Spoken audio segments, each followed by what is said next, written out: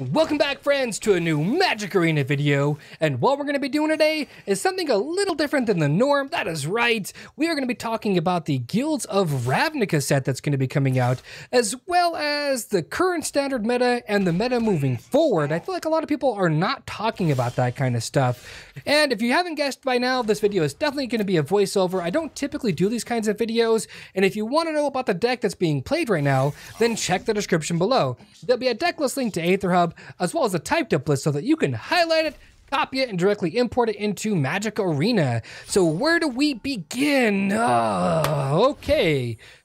So let's talk about the current standard meta and the meta moving forward. Let's say a couple of obvious things, right? So Wizards of the Coast has deemed it so that you will either play with this card, this card, this card, or that card, basically, right? Let me give you an example.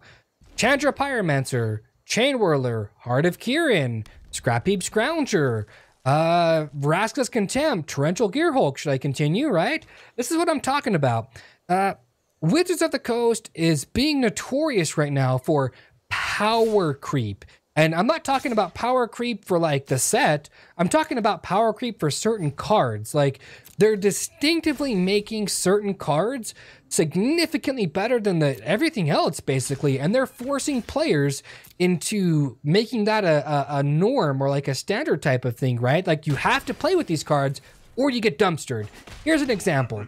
If you look at a Grand Prix or a PTQ of any kind, or any large tournament where there's going to be 1,000 or more players showing up, here's what you typically see at these tournaments. You're going to see over 10%, which is ghastly, like over 100 players in there are going to be playing red-black, whether it's a Chain Whirler deck or it's mid-range or it's aggro. I consider those all to be the same exact deck.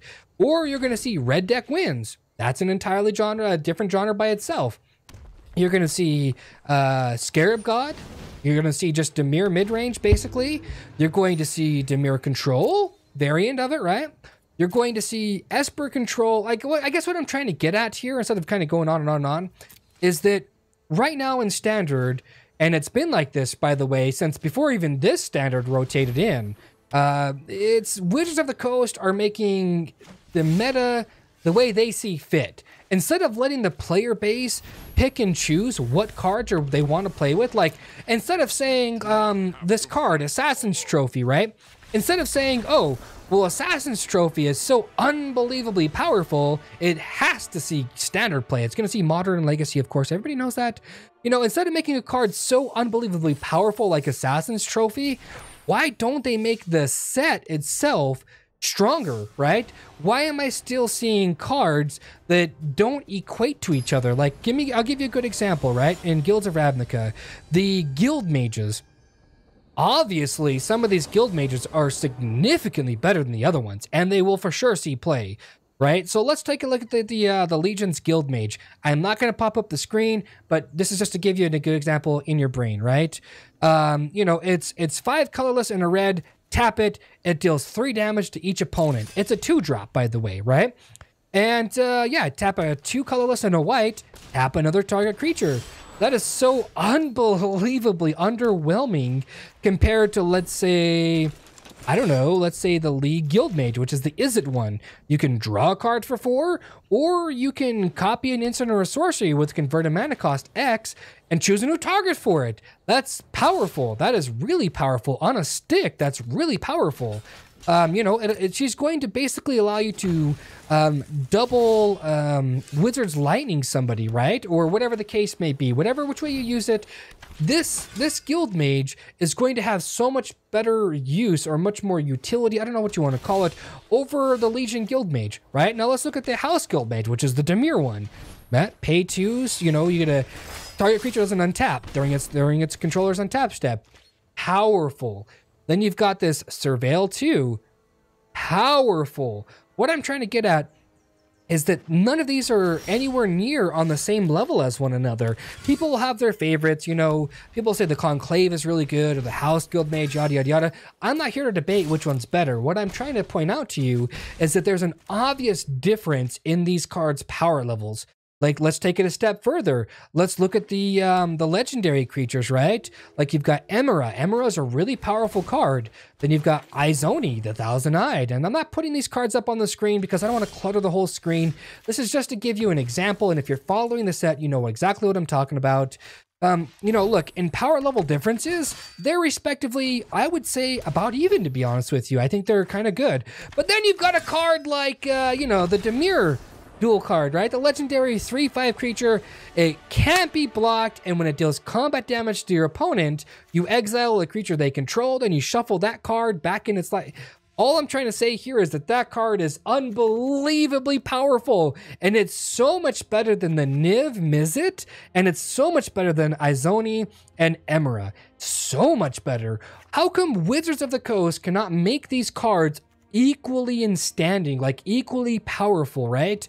I feel like they're just kind of shooting themselves in the foot because they're losing a lot of their player base in Standard, and they're going to Modern, where they buy a deck and that's it. They're not buying any more packs. They're not trying to go to the pre-release. They're not trying to do these things. If there's a card in Standard that they need for their Modern deck or their Legacy decks, they buy singles of it, and that's it. They're done. Like, they're not buying packs and stuff, right? And so that's one of the biggest reasons why a lot of players are basically turning away from Standard right now, is because Wizards of the Coast is forcing basically the meta onto you. Like, we as players are not getting to decide what the meta is. Wizards of the Coast are printing cards that are just a little bit too good in certain colors, you know, like I said, Chain Whirler, Chandra, Scrap Heaps, cards like that, basically, right? They're forcing certain decks to happen, and I feel like they need to stop doing that, okay? Because the current Standard meta right now, like I said, is so stale. A lot of players are like, and they're finding it hard to even play games like Magic Arena.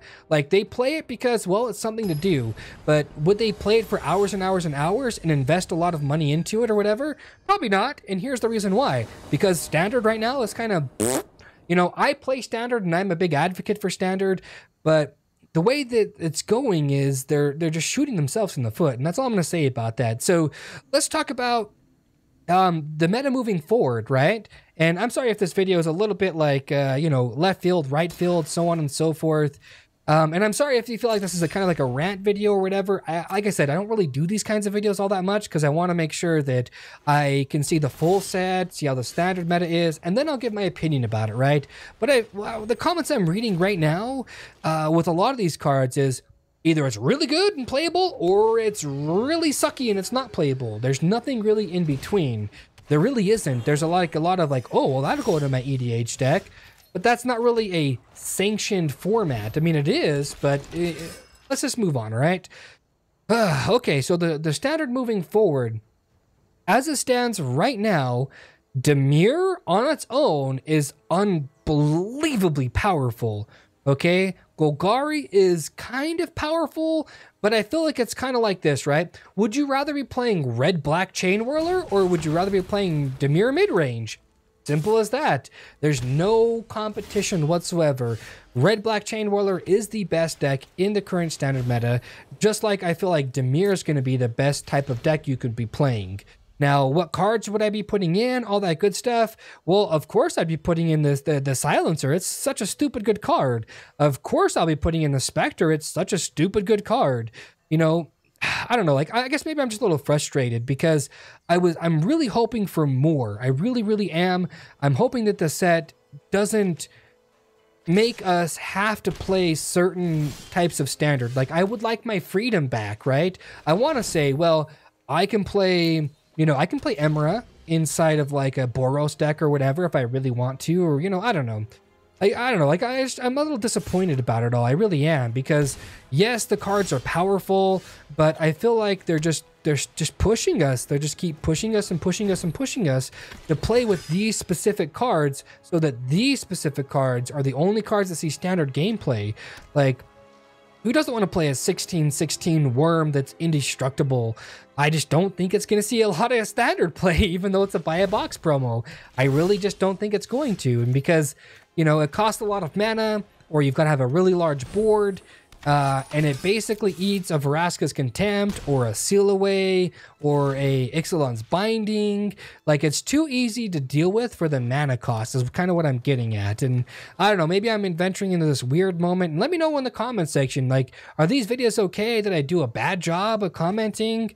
Like I said, I'm a little frustrated right now because they're just all the cards I've seen so far, like they're forcing you to either choose like Dimir or Golgari. Like, basically Boros is getting pooped on. I mean, yeah, it's got a couple of okay cards, but nothing like Dimir or Golgari, right? You know, Izzet is okay, but it's not Dimir, you know? And so I feel like it's going to be not a Chain Whirler meta, but the same saying is going to go. It's going to be a Spectre meta. It's going to be, you know, a Spybug meta. It's going to be a disinformation campaign meta, you know. You know, it's not going to be like a, you know, oh, well, that guy's playing this deck. Okay, that's a pretty good idea. Let's build these decks, or I don't know. I'm a little down about it. Does anybody else feel a little down about that?